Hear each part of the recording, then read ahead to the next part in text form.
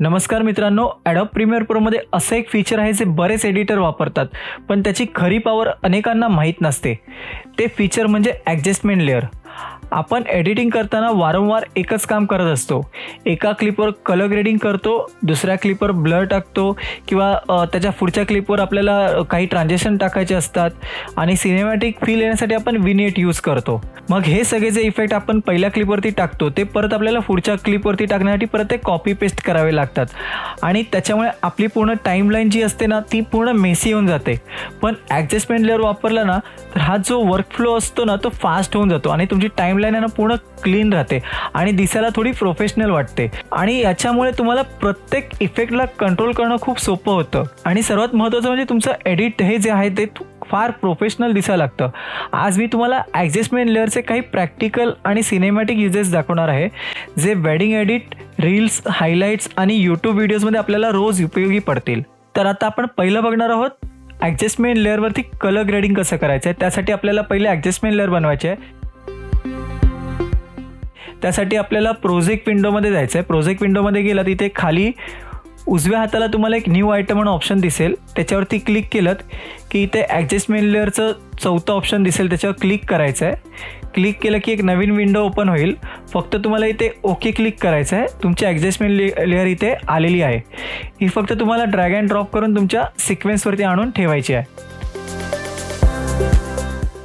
सिक्वेन्सवरती आणून ठेवली की फक्त ॲडजस्टमेंट लेअरला सिलेक्ट करा आणि लुमिट्री पॅनलमध्ये तुम्हाला जे काही कलर करेक्शन तुमचे करून घ्यायचं आहे ते तुम्ही इथे करून घ्या. मी थोडंसं ह्याला कलर करेक्शन करतो. थोडे हायलाईट्स कमी केले, शॅडोज थोडेसे वाढवतो. ओके, हे जे मी आता कलर करेक्शन जे केलेलं आहे ते फक्त या ॲडजस्टमेंट क्लिपवरती झालं आहे. तुम्ही इथे बघू शकता. इथे मी पुढे आणलं, इथे बघा तुम्हाला दिसतं याच्या अजिबात क्लिपवरती करेक्शन झालेलं नाही, फक्त ॲडजस्टमेंट लेअरवरती करेक्शन झालं आहे. आता हाच मला करेक्शन नेक्स्ट क्लिपवरती पण आणायचं असेल तर फक्त मी ॲडजस्टमेंट लेअर पुढे खेचलेली आहे. हेच सेम करेक्शन पुढच्या पण क्लिपवरती आलं आहे. सेम हेच करेक्शन मी त्याच्या पुढच्या क्लिपवरती आणतो. बघा इथे करेक्शन जे आपण केलेलं आहे ते इथे मॅच नाही होत आहे. मग त्यासाठी काय करायचं, इथे यायचं, या ॲडजस्टमेंट लेअरला कट करायचं आणि ह्या ॲडजस्टमेंट लेअरला तुम्हाला जसं पाहिजे तसं कलर करेक्शन करून घ्यायचं. परत इथे आलो, इथे मी थोडंसं कलर करेक्शन केलं, एक्सपोजर वाढवला.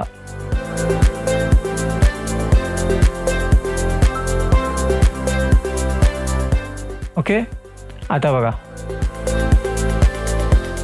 झालं ना. म्हणजे प्रत्येक वेळेला तुम्हाला कॉपी पेस्ट करायची गरज नाही लागत आहे आणि तुमच्या सगळ्या क्लिप्स एकाच वेळेला कलर ग्रेड झालेल्या आहेत. वेडिंग एडिटमध्ये हा खूप वेळ वाचवतो. आता आपण ॲडजस्टमेंट लेअरमध्ये दुसरा इफेक्ट बघणार आहोत, क्रॉप इफेक्ट, ज्याला आपण ब्लॅक बार्स म्हणतो. ते कसे जनरेट करायचे. ॲडजस्टमेंट लेअर आपल्याला इथे घ्यायची आहे, ड्रॅग अँड ड्रॉप करायची आहे. ड्रॅग अँड ड्रॉप केली की मी पूर्ण एंडपर्यंत घेतो. ॲडजस्टमेंट लेअरला सिलेक्ट करायचं आहे, इफेक्ट कंट्रोलमध्ये यायचं आहे. इथे आलात की तुम्हाला इथे क्रॉपचं ऑप्शन दिसतं आहे. मी ते टॉप क्रॉप 12 करतो आणि बॉटम क्रॉप 12 करतो. दिसतं आहे तुम्हाला पूर्ण व्हिडिओला सिनेमॅटिक बार आलेला आहे, ज्याला आपण ब्लॅक बार म्हणतो. हा पूर्ण व्हिडिओला आलेला आहे. सेम ह्याच्यामध्ये जर तुम्हाला सिनेमॅटिक ओपनिंग जर करायची असेल एखाद्या व्हिडिओची तर तेही तुम्ही याच्यामध्ये करू शकता. ते कसं करायचं तुम्हाला मी दाखवतो. त्यासाठी आपल्याला ही जी ॲडजस्टमेंट लेअर आहे ती आपण एक छोटीशी करून घेऊया. ॲडजस्टमेंट लेअरला इथे आपण सिलेक्ट करून घेतलं आहे. आपल्याला इफेक्ट कंट्रोलमध्ये यायचं आहे. इफेक्ट कंट्रोलमध्ये आलं तर इथे क्रॉप टॉप ऑप्शन दिसतं आहे. त्याच्या बाजूला एक गोल आहे, तिथे की फ्रेम जनरेट होतात, त्याच्यावरती क्लिक करा. त्यानंतर इथे क्रॉप बॉटम आहे, तिथे की फ्रेम जनरेट करा. क्रॉप टॉपची व्हॅल्यू 50% सेट करा आणि बॉटम क्रॉपची पण व्हॅल्यू 50% सेट करा. ॲडजस्टमेंट लेअरच्या एंड पॉईंटला या. इथे परत क्रॉप टॉपची व्हॅल्यू 0 सेट करा आणि क्रॉप बॉटमची व्हॅल्यू 0 सेट करा. पहिल्या ज्या 2 की फ्रेम्स आहेत त्यांना सिलेक्ट करून घ्या एकत्र आणि ईज आऊट करा आणि पुढच्या ज्या 2 की फ्रेम आहेत त्याला सिलेक्ट करून ईज इन करा आणि या दोन्ही की फ्रेम्सना पूर्ण ड्रॅग करून एंडला करून घ्या. आता तुम्ही ते टाईमलाईनवरती प्ले करून बघितल्यावर तुम्हाला कळेल एक सिनेमॅटिक लुक तुमच्या व्हिडिओला आलेला आहे. अशा प्रकारे तुमच्या व्हिडिओची सिनेमॅटिक ओपनिंगही तुम्ही या ॲडजस्टमेंट लेअरवरती करू शकता. आता आपण बघणार आहोत टेक्स्टसाठी कसं आपण ॲडजस्टमेंट लेअर वापरू शकतो. त्यासाठी आपल्याला इथे ॲडजस्टमेंट लेअर इथे ड्रॉप करायची आहे टाईमलाईनवर. इथे आपण एक टेक्स्ट टाईप करून घेऊया.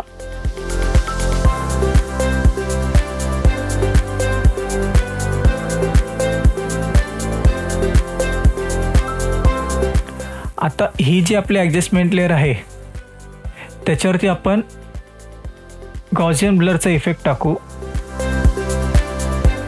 या इफेक्टची थोडी अमाऊंट कमी करू आपण. 20%वरून आपण 10% करू. हे बघा, जो ब्लर तुम्ही व्हिडिओ फाईलला टाकता तो ॲडजस्टमेंट लेअरवरती टाकायचा आणि अशा प्रकारे तुम्ही टेक्स्ट पण बनवू शकता. आता आपण बघणार आहोत आपल्याला सगळ्या क्लिपला जर विनेट टाकायचं असेल कसं आपण टाकू शकतो. ही ॲडजस्टमेंट लेअर घ्यायची, ते ठेवायची, पूर्ण क्लिपच्या एंडपर्यंत सिलेक्ट करा. ॲडजस्टमेंट लेअरला इथे सिलेक्ट करायचं आहे, लुमिट्री पॅनलमध्ये यायचं आहे तुम्हाला.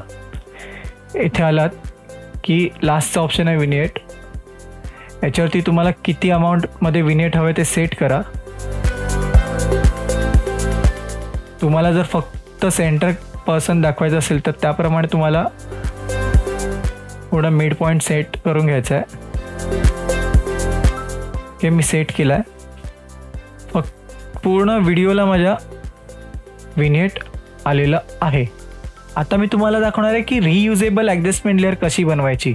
समजा तुम्ही मल्टिपल सिक्वेन्सला काम करत आहात आणि त्यावेळेला जर तुम्ही एखादा प्रीसेट तयार केला असेल तर पहिल्या सिक्वेन्समध्ये समजा एखादा तुम्ही कलर ग्रेड केला असेल तर तुम्हाला एखाद्या चौथ्या सिक्वेन्समध्ये वापरायचा असेल तर तो कसा यूज करायचा कॉपी पेस्ट न करता ते आता मी तुम्हाला दाखवणार आहे. ॲडजस्टमेंट लेअर इथे तुम्हाला ड्रॅग अँड ड्रॉप करायची आहे. ह्या ॲडजस्टमेंट लेअरवरती तुम्हाला जे काही करेक्शन असेल ते तुम्हाला करून घ्यायचं आहे. मी इथे बेसिक करेक्शन तुम्हाला दाखवण्यासाठी करून घेतो.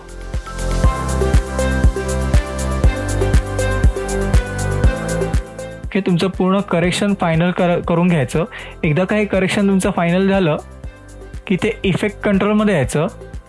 हा जो लुमिट्री कलर आहे त्याला तुम्ही सिलेक्ट करायचं, इथून कंट्रोल X करायचं म्हणजे कट करायचं. इथे तुम्हाला सोर्स ॲडजस्टमेंट लेअर ऑप्शन दिसतंय, त्याच्यावरती क्लिक करा आणि इथे येऊन फक्त कंट्रोल V करून पेस्ट करा. हा इफेक्ट आता तुमच्या प्रोजेक्ट विंडोमधल्या ह्या लेअरवरती पेस्ट झालेला आहे. तर तुम्हाला ह्या लेअरला नाव द्यायचं आहे कलर करेक्शन.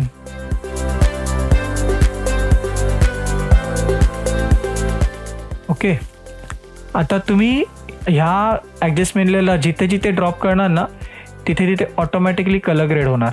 हे बघा, समजा इथे मी ड्रॅग अँड ड्रॉप केलं, इथे आलं.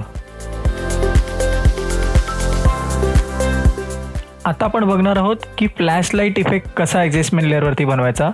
आपण ॲडजस्टमेंट लेअर इथे ड्रॅग अँड ड्रॉप करून घेऊ.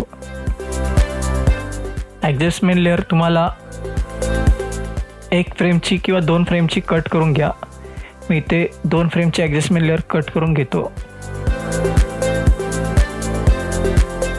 ओके, आता ह्या ॲडजस्टमेंट लेअरवरती तुम्ही थोडा एक्सपोजर व्हॅल्यू वाढवून घ्या.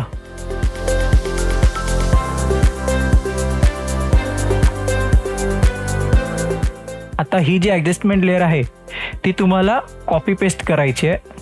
ते मी कंट्रोल C केलं, 2 फ्रेम पुढे गेलो, कंट्रोल V केलं, परत 2 फ्रेम पुढे गेलो, कंट्रोल V केलं, परत 2 फ्रेम पुढे गेलो, कंट्रोल V केलं. आता मी फास्ट काम करतो, या चारही सिलेक्ट करतो, कंट्रोल C करतो, 2 फ्रेम पुढे गेलो, कंट्रोल V केलं, सगळ्यांना एकदम सिलेक्ट केलं, कंट्रोल C, 2 फ्रेम पुढे जाऊन परत कंट्रोल V केलं. आता बघा तुम्हाला एक फ्लॅशलाईट इफेक्ट दिसेल. हा बघा, हा फ्लॅशलाईट इफेक्ट तुम्ही ब्राईडच्या एंट्रीला किंवा वेडिंग रीलमध्ये कुठेही यूज करू शकता किंवा तुमच्या कुठल्याही सिनेमॅटिक एडिटमध्ये तुम्ही यूज करू शकता. हा जो इफेक्ट आहे ना तो वेडिंग हायलाईटमध्ये खूप सुंदर दिसतो आणि इन्स्टंट सिनेमॅटिक फील आणतो. तर मित्रांनो, आजच्या व्हिडिओमध्ये आपण पाहिलं मल्टिपल क्लिप्सवर कलर ग्रेडिंग कसं करायचं, ब्लॅक बार्स कसे बनवायचे, टेक्स्टसाठी आपण ॲडजस्टमेंट लेअरचा वापर कसा करू शकतो, विनेट कसे बनवू शकतो, फ्लॅश इफेक्ट कसे बनवू शकतो आणि रियुजेबल ॲडजस्टमेंट लेअर कशी बनवू शकतो. एक छोटासा ॲडजस्टमेंट लेअर पण तुमची एडिटिंग स्पीड, सिनेमॅटिक क्वालिटी दोन्ही नेक्स्ट लेवलवर घेऊन जातो. तुम्ही ॲडजस्टमेंट लेअर सर्वात जास्त कशासाठी वापरता ते कमेंटमध्ये नक्की सांगा.